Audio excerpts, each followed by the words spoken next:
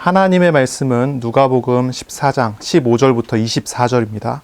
제가 봉독하겠습니다. 함께 먹는 사람 중에 하나가 이 말을 듣고 이르되 무릇 하나님의 나라에서 떡을 먹는 자는 복되도다 하니 이르시되 어떤 사람이 큰 잔치를 베풀고 많은 사람을 청하였더니 잔치할 시각에 그 청하였던 자들에게 종을 보내어 이르되 오소서 모든 것이 준비되었나이다 하매 다 일치하게 사양하여 한 사람은 이르되 나는 밭을 샀음에 아무래도 나가 보아야 하겠으니 청컨대 나를 양해하도록 하라 하고 또 한 사람은 이르되 나는 소 5겨리를 샀음에 시험하러 가니 청컨대 나를 양해하도록 하라 하고 또 한 사람은 이르되 나는 장가 들었으니 그러므로 가지 못하겠노라 하는지라. 종이 돌아와 주인에게 그대로 고하니 이에 집 주인이 노하여 그 종에게 이르되 빨리 시내 거리와 골목으로 나가서 가난한 자들과 몸 불편한 자들과 맹인들과 저는 자들을 데려오라 하니라. 종이 이르되 주인이여 명하신 대로 하였으되 아직도 자리가 있나이다. 주인이 종에게 이르되 길과 산 울타리가로 나가서 사람을 강권하여 데려다가 내 집을 채우라. 내가 너희에게 말하노니 전에 청하였던 그 사람들은 하나도 내 잔치를 맛보지 못하리라 하였다 하시니라. 아멘. 오늘 말씀은 누가복음 14장 15절부터 24절입니다. 큰 잔치 비유라는 제목으로 우리가 함께 하나님의 말씀을 나누겠습니다. 신앙생활하는 사람, 예수 그리스도를 영접하여 믿은 우리들은요, 언제나 하나님 앞에 있어야 합니다. 하나님 앞에 있어야 돼요. 세상을 창조하신 능력이 많으신 하나님 앞에, 세상을 통치하시고 섭리하시는 섭리자 앞에 우리가 서야 합니다. 모든 것의 참된 질서는 하나님의 통치 아래 있기 때문입니다. 하나님의 창조하시고 목적대로 그것을 만들어 가셔요. 하나님의 목적을 향해서 하나님께서는 세상을 섭리해 가세요. 우리가 그 속에 있다는 사실을 알고 하나님의 통치 앞에 서는 것이죠. 그게 신앙생활 하는 사람들이 인도받아야 하고 세워져 가야 하는 그런 어떤 모습이 되죠. 하나님 앞에 서지 않고 자꾸 돈 앞에 서니까 사람들이 얽매이고요. 시달리는 거예요. 하나님 앞에 서지 않고 사람 앞에 서니까 시험에 드는 거죠. 우리가 하나님 앞에 서게 된다면은 모든 것을 다르게 볼 수가 있어요. 자, 이원론적인 사고가 있어요. 이원론적인 거. 이원론적이다 하는 말 들어보셨죠? 어떤 사람들은요, 교회를 다니면서 자꾸 영적인 것 그래요. 그래서 영적인 것과 육신적인 것을 자꾸 나눠요. 눈에 보이는 것은 실상이 아니고 영적인 것만 실상이다. 이렇게 주장을 합니다. 그래서 영적으로 질서가 잡히면 현실에서도 반영된다고 그렇게 주장하는 사람들이 있어요. 그래서 영적으로 질서를 잡고 현실 속에서는 그것이 반영돼서 나타나는 거니까 영적으로만 바르게 하면 된다. 그래서 영적인 지식을 얻고 영적인 어떤 은혜를 얻으려고 자꾸 이렇게 달려가는 사람들이 있죠. 이렇게 이해하는 사람들은요, 자꾸 현실을 부정합니다. 영적인 걸 얻으려고 굉장히 노력을 많이 하는데 현실을 자꾸 부정해요. 예전에 이제 그 중국에서 온 워치만니라고 하는 사람, 중국에서 온 워치만니의 책, 이 워치만니의 제자라고 하는 위트니스리라고 하는 사람의 책들이 우리나라에 한때 굉장히 유행했던 적이 있었어요. 이제 그분의 책을 영향을 받은 사람은 굉장히 이원론적인 신앙생활을 하거든요. 어떤 식으로 나타나냐면 어떤 사람은 굉장히 금욕주의적으로 신앙생활을 해나가는 거예요. 금욕주의적으로 하는 거죠. 그래서 이제 현실에서 행복을 느끼고 현실적인 것에서 육신적인 것에서 만족감을 느끼면 뭔가 굉장히 죄책감을 갖는 식으로 그 신앙생활을 하는 거예요. 그래서 그런 것을 일부러 버려서라도 영적인 것을 얻어가려고 하는 식으로 하는 거죠. 그래서 세상과 현실을 부정하고 자꾸 어디로 가는 겁니다. 어디로 갑니다. 뭐 기도원에 가든지. 그래서 거기서 뭔가의 그 황홀경이라고 하지 영적인 어떤 은혜를 느끼려고 하는 거예요. 현실적인 거에 있어서는 그런 것을 얻을 수가 없다라고 생각하고 그것을 부정하고 나가는 거죠. 물론 우리 기독교 안에 그리스도교 안에는요, 금욕적인 것이 없지 않아요. 그렇죠? 그런 부분들이 있어요. 때에 따라 그렇게 할 필요도 있어요. 때에 따라 우리가 금식하기도 합니다. 하지만은 금욕주의는 아니거든요. 금욕주의는 이원론적인 데서 온 거예요. 기독교 신앙이 아니에요. 헬라 철학에서 왔고 동양 철학에서는 이제 도교라든지 이런 철학에서 온 거예요. 이게 이제 사람들 속에 은연중에 깔려 있는 것들이 있거든요. 거기에 영향을 받아요. 그래서 하나님을 정말로 믿고 한다면 현실 속에서, 현재 속에서, 우리의 육신의 작은 것 속에서까지도 섭리하시고 통치하시고 일하시는 하나님과 동행하는 삶을 살아야 되는데, 현실을 자꾸 부정해 나가요. 현실을 자꾸 아니라고 해요. 영적인 걸 찾는다고 하고 영적인 뭔가를 경험한다고 하는 거예요. 그 영적인 깨달음만 중요하고 영적인 은혜만 중요하고 육신적인 것은 다 아니라고 하는 거죠. 근데 하나님의 창조가 그렇지 않았거든요. 하나님은 아름답게 세상을 만드셨어요. 하나님은 아름답게 세상을 창조하셨어요. 그리고 세상을 아름답게 통치해 가세요. 인간이 타락하고 난 다음에 그 아름다웠던 모든 것들이 다 부패해버려서 문제가 됐죠. 그런데 이렇게 부패된 모든 현장 속에서도 예수 그리스도를 영접하여 믿은 사람은 하나님께서 다시 아름답게 하시는 그런 삶을 회복하고 살아갈 수 있는 거거든요. 근데 이것이 이제 부정이 되면은 자꾸 이제 이원론 쪽으로 가고 영지주의적으로 가고 영적인 것 그러면서 따라다니는 거예요. 특히나 큰 어려움을 당한 사람 같은 경우 그렇게 가기가 굉장히 쉽죠. 가까이 있는 사람이 큰 사고를 당한다든지 그러면 이제 현실 부정하기 시작을 하는 거예요. 세상적인 것은 나에게 유익을 줄 수가 없어. 세상적인 것은 나에게 행복을 줄 수 없어. 영적인 게 중요해. 그래서 영적인 거 얻으려고 자꾸 가죠. 그리고 현실을 다 잃어버리게 되는 거예요. 현재 속에서 일하시는 하나님과 함께하는 삶을 다 잃어버리게 되는 거죠. 우리가 이런 부분들을 조금 이해할 필요가 있지 않을까 싶어요. 우리가 하나님의 자녀로서 살아간다는 것은요, 나의 오늘의 작은 일, 큰 일, 나에게 일어나는 모든 일 속에서 하나님과 동행한다는 뜻이에요. 하나님과 함께 한다는 뜻이에요. 하나님께서는 우리에게 일어나는 작은 일들을 통해서까지도 영원하신 하나님과 동행하는 것을 알게 하시길 원하시거든요. 그것을 알아가야 되는 거예요. 우리의 육신은 굉장히 중요합니다. 이것은요, 우리가 영원을 알아가도록 하시는 매개체가 될 수가 있어요. 전도서 3장에 보면은 모든 것은 때가 있다고 그러죠. 들어올 때가 있고 나갈 때가 있고 이럴 때가 있고 저럴 때가 있어요. 큰 일도 때가 있고요. 작은 일도 때가 있어요. 아주 작은 정말로 사소해 보이는 것도 때가 됩니다. 그 모든 때를 통해서 하나님의 인생을 시험하세요. 그것을 통해서 우리는 뭘 봅니까? 영원하신 하나님을 볼 수 있도록 한다는 말이에요. 하나님과 함께하는 사람은요, 하나님께서 언제나 일하시고 역사하신다는 사실을 알아요. 하나님이 함께하는 사람은요, 우리의 작은 일 속에서까지도 하나님이 세밀하게 어떻게 손길을 내어주시는가를 알아가는 사람이에요. 이게 중요한 비밀이 아니겠습니까? 하나님의 은혜를 받고 하나님과 동행하는 삶을 누린다는 것은 현실을 부정하고 육신을 부정하고 뭔가 영적인 높은 은혜를 받아야지 되는 그런 차원의 내용이 아니란 말이에요. 자꾸 신앙생활을 수준 높은 어떤 다른 것이라고 생각하는데 그렇지가 않아요. 내가 오늘의 어떤 것을 막 포기를 하고 뭔가를 버리고 하면 은혜를 받을 수 있다? 그런 이원론적인 게 아니란 말이에요. 신앙생활 그런 게 아니에요. 작고 작은 나의 삶에, 나의 현실 속에 오늘도 지금도 찾아오셔서 쉬지 않고 일하시는 하나님의 메시지, 하나님의 음성, 하나님의 은혜를 누려가는 것이 신앙생활이에요. 그래, 이런 것을 우리가 알아야 돼요. 하나님께서 지금도 나에게 일하신다는 것이 믿어지십니까? 아니면 내가 뭔가를 중요한 것을 포기해야지 하나님께서 일하시기 시작할 거라고 생각하십니까? 신앙이라는 것이 무엇인가 생각해 봐야 돼요. 우리의 신앙은요, 우리가 뭔가를 대가를 치러서 얻어낸 게 아니란 말이에요. 하나님께서 우리를 사랑하셔서 주신, 하나님께서 치르신 엄청난 대가의 결과가 우리에게 찾아온 것이 신앙이에요. 우리에게 찾아오신 것이 은혜예요. 이것을 우리 알아가기 시작해야 되지 않겠습니까? 자, 오늘 말씀을 볼게요. 14장 15절입니다. 함께 먹는 사람 중에 하나가 이 말을 듣고 이르되 무릇 하나님의 나라에서 떡을 먹는 자는 복되도다 하니 이랬어요.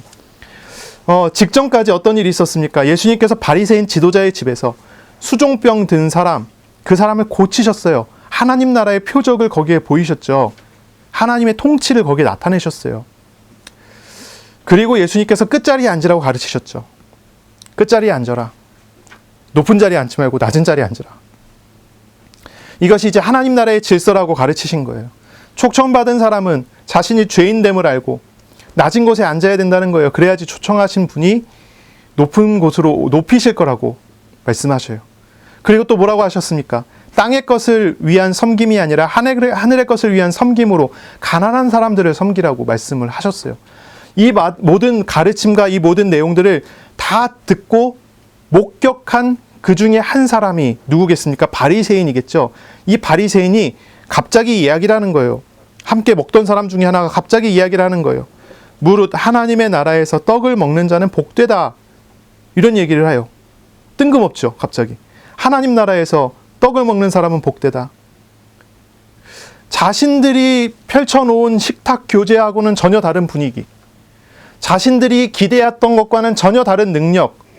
자신들이 기대했었던 것과는 전혀 다른 결과를 목격했어요, 이 바리새인이요. 그리고 그것을 뭐라고 얘기했냐면 하나님의 나라의 식탁이라고 표현했어요.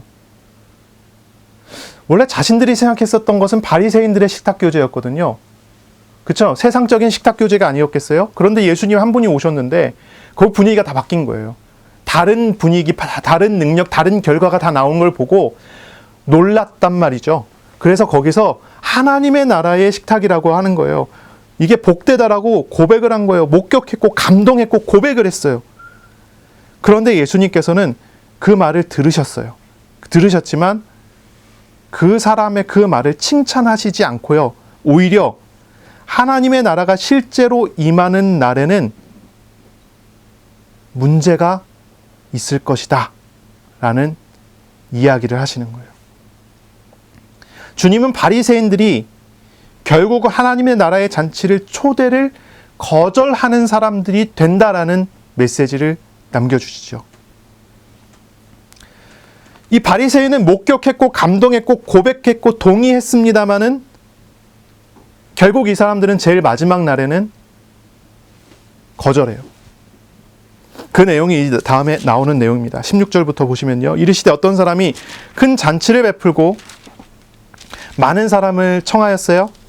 잔치할 시간에 그 청하였던 자들에게 종을 보내서 오소서 모든 것이 준비되었나이다 한다는 거예요. 하지만 다 일치되게 사양을 합니다. 다 일치되게 사양을 해요. 원래 이제 이 당시의 문화가 그래요. 식사 초대를 2번을 합니다. 2번을 해요. 처음에는 잔치를 준비하기 전에 미리 초대를 해요.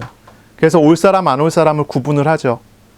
그리고 난 다음에 올 사람들이 정하여지면 그 규모에 맞게 잔치 준비를 다 해놓고 준비됐으니 오십시오라고 2번째 초대를 해요. 그게 방문을 해야 돼요.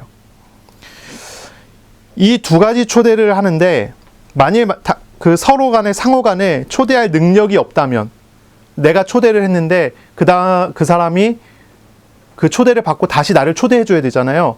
이게 이제 바리새인의 초대인데 그 다시 자신을 초대할 수 있는 능력이 없다 그러면 그 사람이 초대를 처음부터 거절하는 게 예의라는 거예요.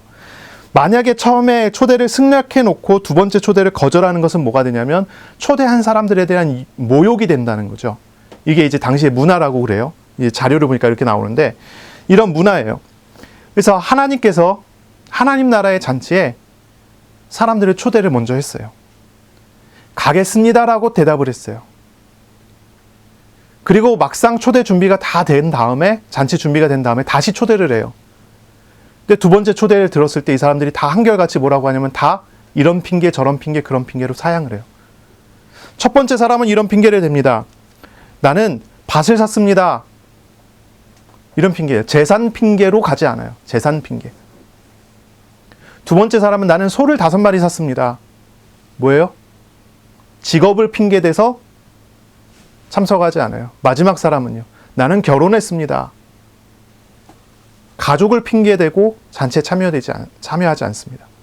이 3가지 핑계를 대갖고 이 잔치에 참여하지 않는 거예요. 예수님께서 바리새인에게 바로 이 비유를 했어요. 예수님이 하신 기적을 목격하고 감동해서 고백을 했는데 이것은 이 사람이 하나님의 나라의 초대에 응한 것처럼 보이는 그런 모습인데 결국 너는 이런저런 그런 핑계를 대서 참석하지 않을 사람이다 라는 메시지를 던져주시는 거죠. 왜 이 사람은 그렇게 될까요? 근본적인 뿌리와 근본적인 태도의 변화가 없는 겉모습의 은혜라는 거예요. 겉모습의 은혜. 결국 그들은 여러 핑계를 대고 하나님의 나라의 식탁을 거절하고 말 것이라고 이야기를 하는 거예요. 결국 이들이 거절할 수밖에 없는 이유는요, 그들이 하나님 나라의 초대에 응하게 되면 좁은 문으로 들어가야 되잖아요. 그들이 좋아하는 모든 것 다 내려놔야 되기 때문이에요. 바리새인들은 재산 문제, 일 문제, 가족 문제 같은 여러 핑계를 가지고 그것을 버릴 수가 없기 때문에 그 잔치 초청된 곳에 들어가지 못하게 된다는 거죠. 겉으로는 감동했을지 몰라도 그들의 근본적인 뿌리와 태도에는 전혀 변화가 없다는 거예요. 실제로 그런 성도들이 많이 있습니다. 그런 사람들이 많이 있어요. 은혜 받은 것 같아요. 감동한 것 같아요. 기적이 일어났으니 그걸 목격했으니 얼마나 놀랍습니까? 그러나 그들의 근본 뿌리 속에 담겨져 있는 자신의 우상과 죄와 자신의 삶에 대한 회개가 없고 버림이 없어요. 내려놓음이 없어요. 주를 따라온다고 따라왔지만 실제적으로 자기 십자가가 없어요. 그러므로 이런 단어를 기억해 봐야 돼요. 이런 문장을 기억해 봐야 돼요. 회개가 없는 은혜. 회개가 없는 은혜가 진짜 은혜이겠습니까? 그것은 가짜입니다. 회개 없는 은혜는 가짜예요. 근데 오늘날 이런 은혜가 얼마나 많습니까? 은혜 받았다고 하는데 회개의 열매는 없어요. 죄를 미워하는 마음도 없고 우상을 버리는 실천도 없어요. 어쩌면 이런 신앙은요, 가짜 신앙일 수 있어요. 하나님과 인격적인 참된 만남이 있다면 필연적인 열매가 죄와 우상에서 멀어지는 거예요. 필연적인 것이 자신의 것을 내려놓게 되는 거예요. 재산도 내려놔지고요. 직업도 내려놔지고요. 가족도 내려놔져요. 이제 내려놔진다는 얘기를 버린다는 의미로 생각하시면 안 되고요. 우리가 처음부터 얘기했죠. 버리는 게 아니에요. 뭡니까? 그것에 대한 얽매임과 우상들을 다 버리는 거예요. 그것이 더 이상 우상되지 않는다는 뜻이죠. 그렇게 되줘야 되지 않겠습니까? 하나님을 만난 사람은요, 자연스럽게 그렇게 되어가는 것입니다. 그런데 회개 없는 은혜예요. 우상은 우상대로 남아있고 하나님 또 하나님처럼 섬기려고 그러고 하나님과 재물을 겸하여 섬기는 그러한 모습과 그런 태도로 나타나요. 이건 가짜죠. 이러한 모습이 육신적인 우상과 하나님과 겸하여 이렇게 사람들에게 양다리 걸쳐 있는 것 같은 그런 모습이 성도의 방황 같은 것이라면 괜찮아요. 내가 정말로 예수 그리스도를 영접하여 믿은 사람이 맞다면 방황하는 것은요, 시간이 걸리더라도 여러 과정을 거쳐서, 광야 시절을 거쳐서 결국은 하나님 나라의 축복 안으로 나아가게 될 거예요. 결국은 우상은 내려놔지게 될 거니까 괜찮아요. 하나님께서 결국 그 사람을 시험과 여러 가지 과정을 통해서 세워가고 만들어 가실 거니까 괜찮아요. 그런데 진짜 문제는 뭐냐면 진정으로 좁은 문에 들어가지도 않고 하나님을 인격적으로 만나지도 못했으면서도 교회를 다니는 그런 사람들이에요.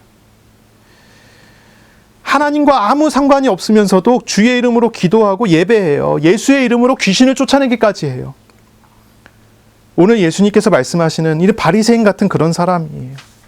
뭔가 대단한 기적을 경험했고 뭔가 다른 분위기와 다른 능력과 다른 역사를 봤기 때문에 감동했고 고백하지만은 그러나 실상은 하나님과 아무 상관이 없어요. 예수 그리스도를 영접하지도 않고. 이런 사람에 대해서는 예수님께서 이렇게 말씀하세요. 누가복음 13장 25절.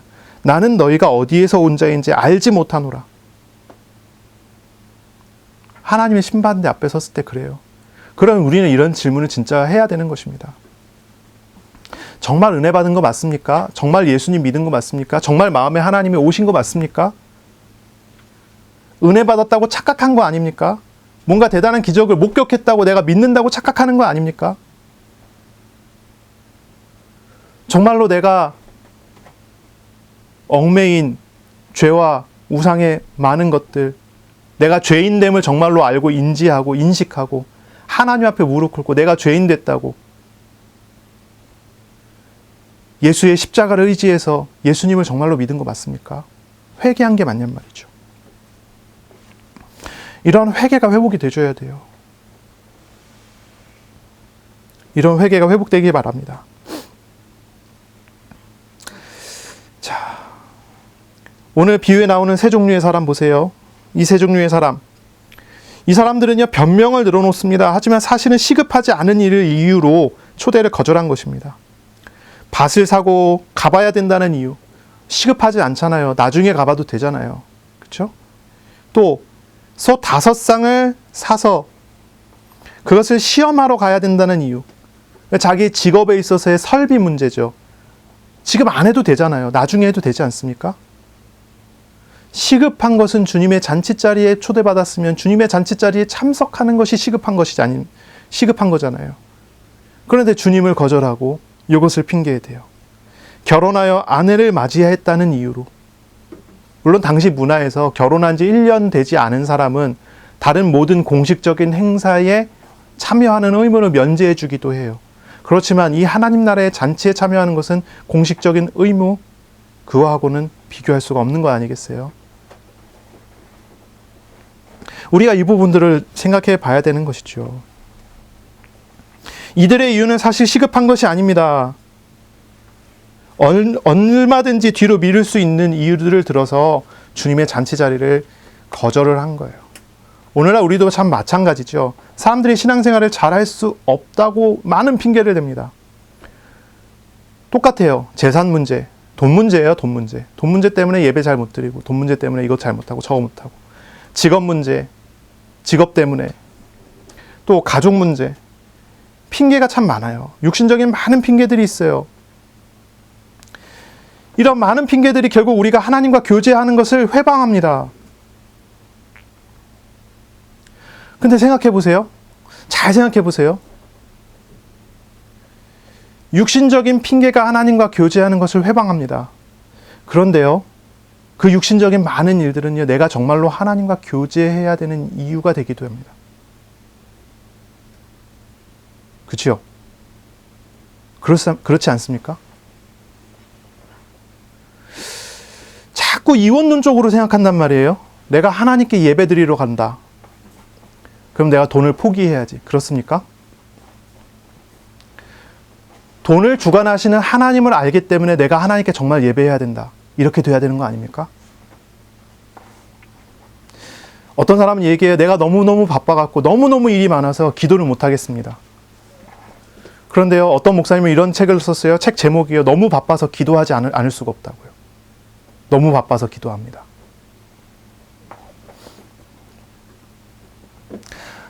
핑계예요, 핑계. 많은 것이 핑계입니다. 여러분은 그런 핑계가 없습니까? 예배 드리는 거, 하나님을 만나는 것을 회방하는 다른 생각, 다른 사건, 다른 핑계들이 없습니까? 그게 핑계된다는 얘기는 그것들이 다 우상이라는 뜻이거든요. 다 내려놓고 주님 앞에 나오시길 바랍니다. 모든 육신적인 우상들 다 내려놓고 주 앞으로 나아가세요. 재산과 직업과 가족과 모든 그런 것들은 우리를 구원할 수 있는 것들이 아닙니다. 하나님을 인격적으로 만나는 복을 누려야 돼요. 그 모든 것은 하나님의 은혜 속에서 새롭게 발견될 것들이지. 그렇죠? 우리는 살아계신 우리 하나님께서 우리의 삶에 어떻게 일하시고 역사하시는지를 그것을 통해서 경험해 나가게 될 거예요. 그것이 우상되는 것이 아니라요.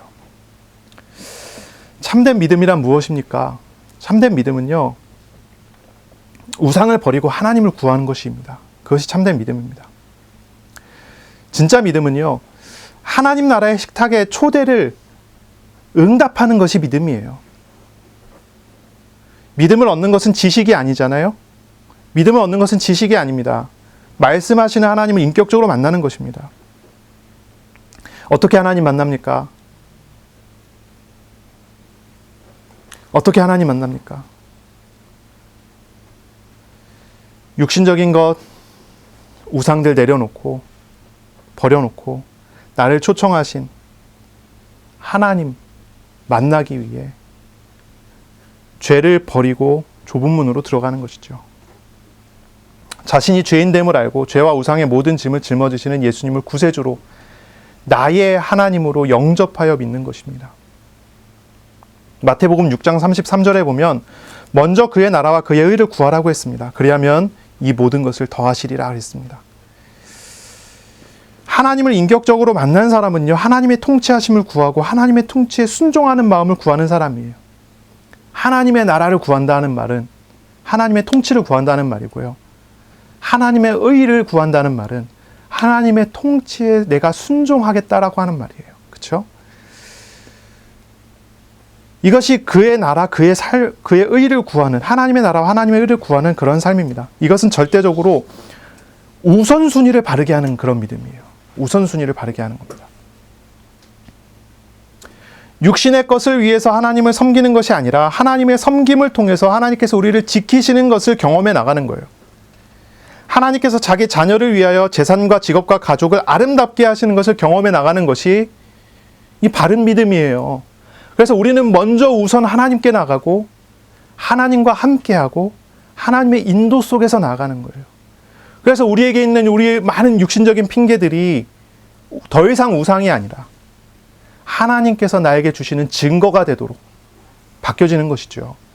그래서 믿음은요, 우선 할 것을 바꾸는 것입니다.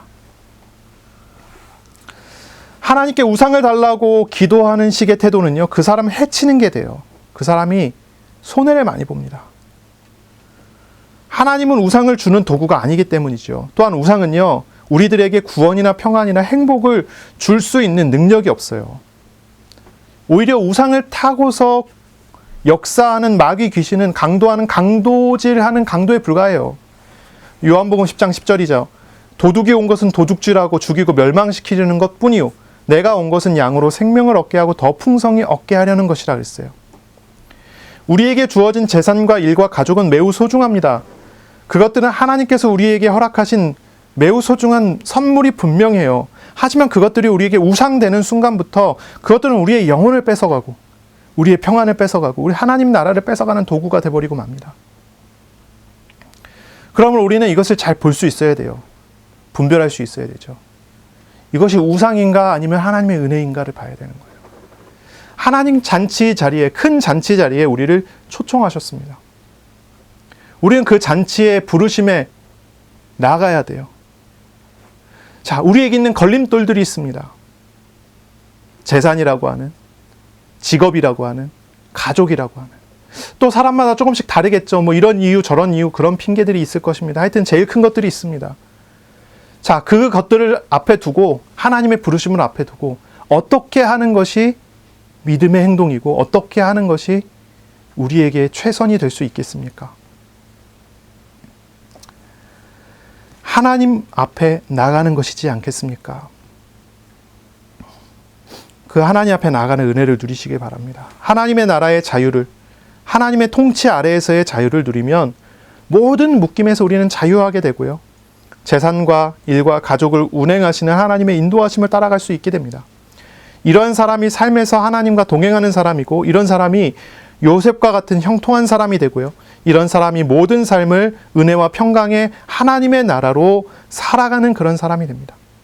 그래서 모든 생활이 하나님의 나라의 생활이 돼요.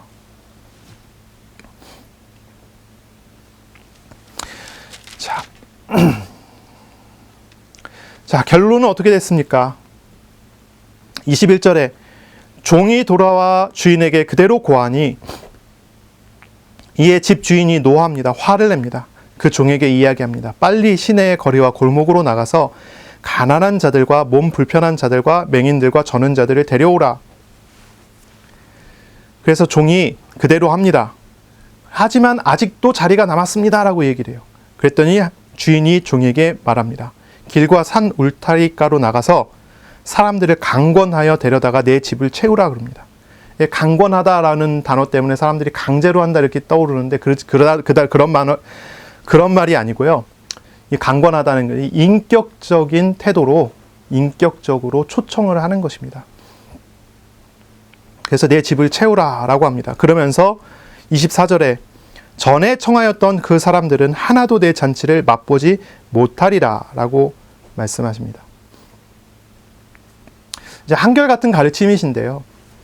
높아지려고 하는 사람들은 낮아지고요. 낮아지려는 사람은 높아집니다. 한결같은 가르침입니다. 높아지려면 낮아지게 되고 낮아지면 높아지려고 돼요. 높아지게 돼요. 이것이 하나님 나라의 질서이고 이것이 실상입니다. 이것은 하나의 비유로서 높아짐과 낮아짐의 실체를 우리에게 보여주시는 하나의 비유로서 말씀을 하시는 거예요. 이걸 또 이렇게 이야기를 나누셨다고 해서 이걸 가지고 또 알레고리적으로 해석을 해갖고 알레고리적으로 이렇게 적용을 하는 것은 좀 곤란합니다. 비유는 비유로 해석을 해야 되고 비유의 흐름 속에 주님이 가르치고자 하는 목적이 그 비유에 담겨지는 거지 그 이상을 해석하는 건 좀 곤란해요. 예를 들어 이런 식입니다. 하나님께서 먼저 바리새인들만 부르셨다가 나중에 뭐 다른 사람들도 부르셨다. 뭐 이런 식의 이해는 좀 곤란합니다. 이 비유는 그런 목적이 아니잖아요. 이 목적을 따라서 우리는 이해하고 목적을 따라서 우리는 이것을 이제 주님 가르치신 내용을 따라서 해석하는 것이 정당한 해석이 돼요. 자, 높아지고 낮아짐에 대한 메시지 한번 보세요.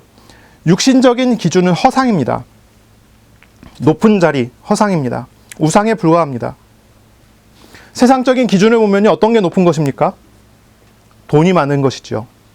지식이 많은 것도 높은 자리일 수도 있겠습니다. 명예가 많은 것. 이런 것들이 이제 높은 자리일 수 있겠죠. 하지만 그것이 정말로 높은 자리입니까?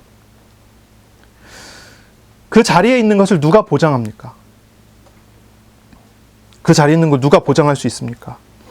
돈이 많다고 해서 그 돈이 그 자리를 그 사람이 높음을 보장해 줄 수 있습니까? 지식이 있다고 해서 그 지식이 그 사람의 높음을 보장해 줄 수 있습니까? 전혀 그렇지가 않은 것 같아요. 돈이 없어서 돈의 노예가 되어서 살아가는 사람들이 있습니다. 그런데 돈이 많아서 돈의 노예가 돼서 살아가는 사람도 있습니다. 어떤 사람은 지식이 많기에 지식의 노예가 되고 어떤 사람은 지식이 없어서 지식의 노예가 됩니다. 명예도 마찬가지죠. 육신적인 것은 그래요. 육신적인 것은 우상이 되는 순간 그 우상에 의해서 시달리게 됩니다. 하나님을 알지 못하면 어떤 높아지려는 노력도 사실은 헛된 것이 돼버리고 말아요. 실상을 높은 것이 아니게 되는 것입니다. 돈을 많이 벌어서 사람들 위에 서려고 했더니 돈의 노예가 돼서 더 낮은 자가 돼버리고 말아요. 더 추한 사람이 돼버리고 만단 말이에요. 주님께서 가르치신 것을 한번 보세요. 높아지려거든 낮아지라고 하십니다. 왜 그렇습니까? 주님 앞에 겸손한 사람을 하나님께서 높이실 것이기 때문입니다. 오늘 본문에 보면요, 가난한 사람들, 몸 불편한 사람들, 맹인들, 저는 자들을 데려오라고 말씀하셨어요. 또한 길과 산 울타리가로 가서 사람들을 강권하여 데려다가 내 집을 채우라고 말씀하셨어요. 왜냐하면 왜 그렇게 합니까? 왜냐하면 부르신 분이 그들을 먹이실 것이기 때문이에요. 그들이 자격이 있어서 얻는 것이 아니라 그들의 이 잔치에 참여할 자격은 하나님께서 부여하신 거예요. 부여하신 겁니다. 우리 주님께서는 하나님께서는요, 모든 사람에게 복음을 전파하기 위해서 먼저 아브라함과 이스라엘을 부르셨잖아요. 먼저 이스라엘에게 복음을 전해주고요. 그 이스라엘이 은혜를 받아서 이방의 복음을 전파하게 하셨어요.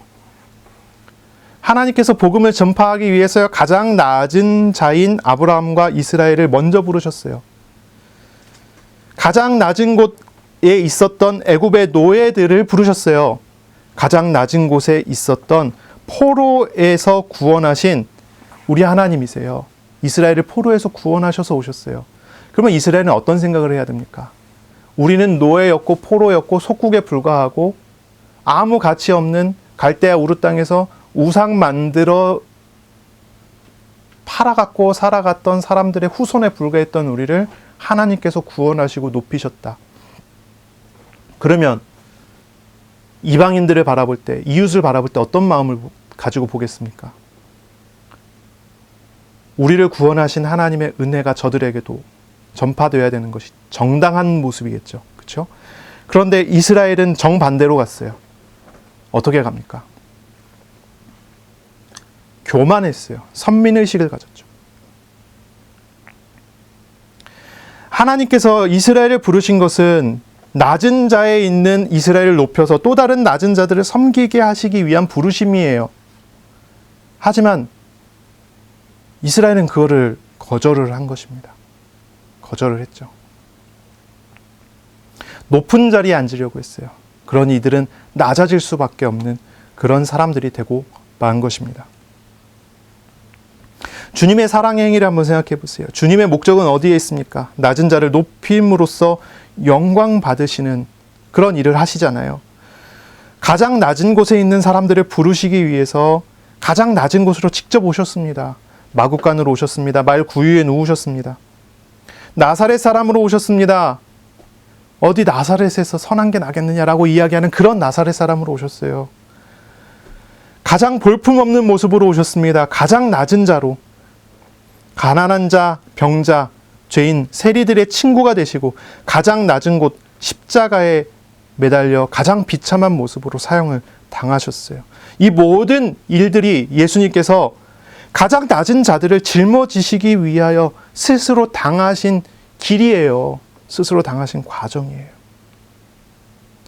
우리 주님께서 낮은 자를 높이십니다. 이런 과정을 통해서 높이시는 거죠. 그리고 말씀하세요. 제자들에게 가르치세요. 겸손히 주님 앞에 서라고 가르쳐요. 그러면 주님께서 높이실 것이라고 가르쳐요. 하나님의 나라는요, 실제로 그렇습니다. 낮은 자를 높이시는 곳입니다. 교만한 자를 낮추시지만 겸손한 자를 높이시는 곳이에요. 하나님의 큰 잔치에 초대받은 사람은 어떤 자세로 그 잔치에 들어가야 하겠습니까? 교만하여 재산 핑계, 일 핑계, 가족 핑계로 그 자리를 거절하는 사람이 되어야겠습니까? 아니면 아무 능력도 가진 것도 없지만은 주님의 섬기심과 부르심에 응답하여 낮은 자로 들어가야 하겠습니까? 낮은 자로 세워지시기를 바랍니다. 낮은 자로 나아가시길 바랍니다. 주님 앞에 겸손히 서세요. 그것이 우리가 가야 될 길이에요. 우리가 지금까지 받아온 응답이 많이 있다고 하더라도, 내가 지금까지 쌓아왔었던 것이 높은 어떤 명예가 된다고 할지라도, 그것이 하나님 앞에서 하나님 나라에 초대받은 그 자리에 참석하는 그 하나님께로 나아가는 데 있어서 방해가 된다면 그 얼마나 안타깝고 얼마나 헛된 일이 되겠습니까? 주님의 부르심을 듣고 겸손히 주님께로 나아가는 그런 날이 되시기를 바랍니다. 자신의 죄인됨을 고백하고 하나님을 구하는 한 주간이 되셔요. 먼저 하나님의 나라와 하나님의 통치를 구하고 하나님께 순종하는 한 주간이 되세요. 나의 모든 것, 가족과 직업이나 모든 것까지도 다 주관하시는 신실하신 하나님께 다 맡기고 겸손히 주를 섬기고 주 앞으로 나아가시기를 바랍니다. 이번 한 주간은요, 정말입니다. 하나님 앞에 겸손을 회복하세요. 겸손을 회복하세요. 하나님 앞에서 내 것이 다 내려놔지고 이런 핑계 저런 핑계 다 내려놓고 하나님 한 분 바라보고 만나고 교제하는 은혜로운 시간 되시기 바랍니다. 기도하겠습니다. 하나님 아버지, 하나님의 말씀을 들었습니다. 이번 한 주간 겸손히 주 앞으로 나아가며 주와 함께하며 주의 인도받는 은혜 누리게 하여 주옵소서. 예수님 이름으로 기도합니다. 아멘. 우리 구주 예수 그리스도의 은혜와 하나님의 사랑하심과 성령의 교통하심이 이제로 영원까지 항상 함께 있을지어다. 아멘.